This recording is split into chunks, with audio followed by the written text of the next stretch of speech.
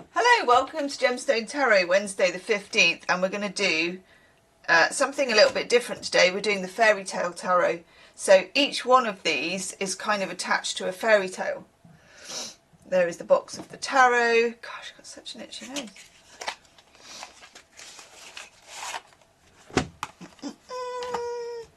And here is the book. Right, let us choose a fable. What do we need to know? That one.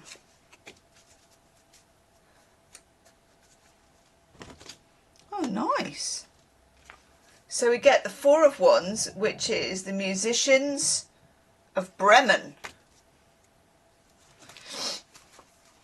Four of Wands. Yes.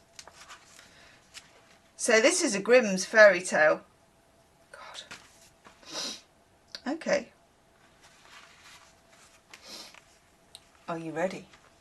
Then I will begin. Once there lived a poor old donkey that sensed that his master was about to have him killed because of his infirmity. So he decided to run away to the city, where he hoped to become a musician. Along the way he met an elderly dog, which had also left home for the same reason. He invited the dog to join him on the journey, to which he happily agreed.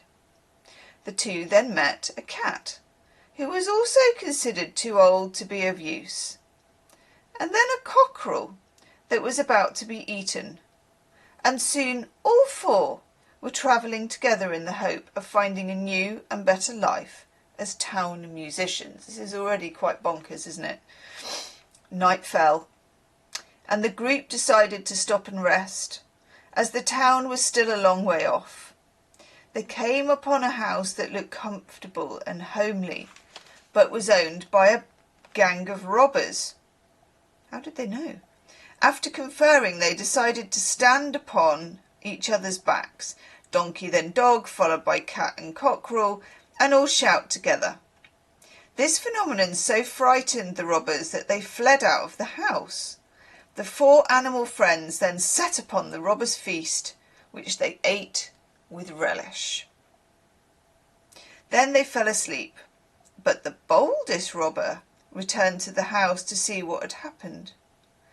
In the dark he stumbled around and was first spat on by the cat, then bitten by the dog, kicked by the donkey, and screamed and scratched at by the cockerel. The man was so badly frightened that he returned to the rest of the gang, claiming the house had been occupied by frightened spirits. The robbers vowed never to return to the accursed place, and the four friends, I'm glad this ends quite nicely because I was thinking it was going to take a bit of a sinister turn, decided to remain in their comfortable new quarters for the rest of their days. Key words and phrases: taking a risk with the way you live, kicking free from the mundane. The Four of Wands indicates one of those moments in life when you decide to leave a comfortable but rather boring situation and try something riskier at your own risk and less conventional and more exciting. Yeah. In the case of the musicians of Bremen, the animals are kind of forced into it because they didn't have a lot going for them in the beginning. But it's essentially a light card, usually pointing to a decision being taken as much as fun as necessity. Because for me, the Four of Wands is also like a portal to another opportunity opening up. But there is like synergy, or whatever they call it, that kind of happy synchronization, luck. The fact that the animals travel together and support each other also reminds us that friends and companions are important along the way. The new life might prove to be risky, but hey, who's worried? So there's a message there for us. Again, we had that the other day with Fortune Favours the Brave, didn't we? Seems to be a lot this month about being in your comfort zone and striking out, but knowing when the time is right. Ooh, exactly. The Eight of Swords. Rapunzel. And we're going to know this one. We know the hair anyway. So, Rapunzel. Do they have like... No. They don't have numbers on. It's probably an aesthetic thing.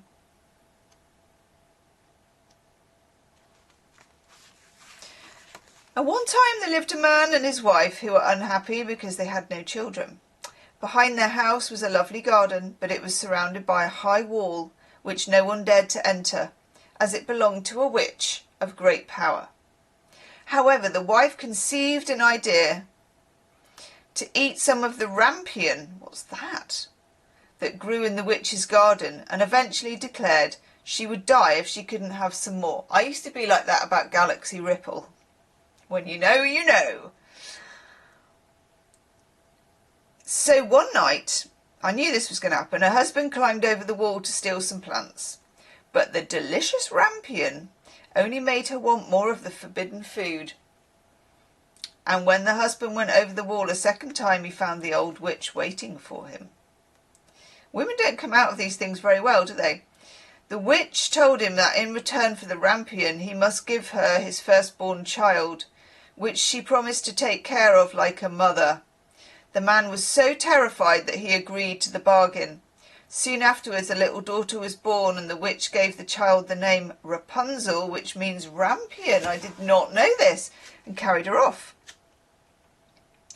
Rapunzel grew up to be a beautiful girl, and when she was 12 years old, the witch shut her up in a tower with no stairs or doors. When the witch visited her, she would call out, "Rapunzel, Rapunzel, let down your golden hair," and then the girl would drop her immensely long locks so the witch could climb them.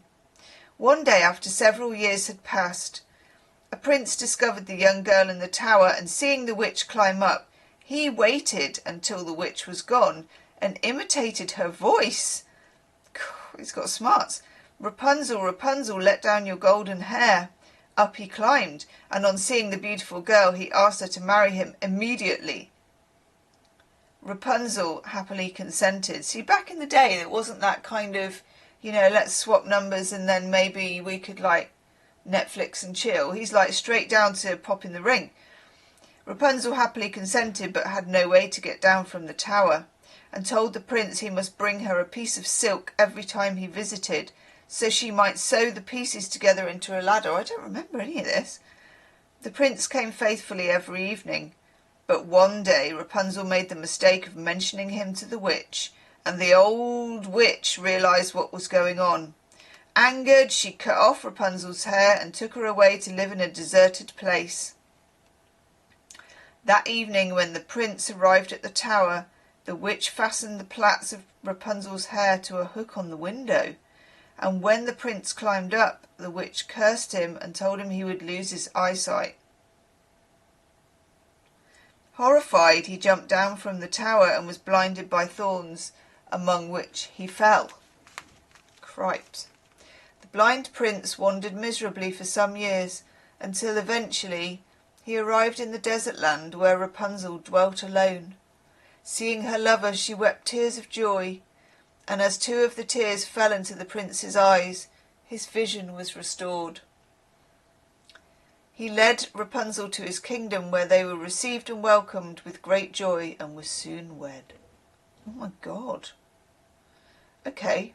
Being trapped mentally or physical. That's why it's the 8 of Swords. That's really clever, isn't it? Being controlled by other people, the need to recognise your situation and take action, the refusal or inability to see that freedom is possible. The 8 of Swords is not just about being bound by physical or material circumstances. It can also indicate we may be binding ourselves mentally or emotionally. And one message to take from the card is that if we don't actively seek a way out, we may be stuck in an uncomfortable or restrictive situation indefinitely. I love the phrase at the heart of this story, "Rapunzel, Rapunzel, let down your hair," because it so nicely summarises what this card can tell us. Sometimes we need to let ourselves loose psychologically before we can escape our more apparent chains. It's a lot. Let me know your thoughts, and if you like that deck and if you want me to use it again. And I will see you soon. Namaste.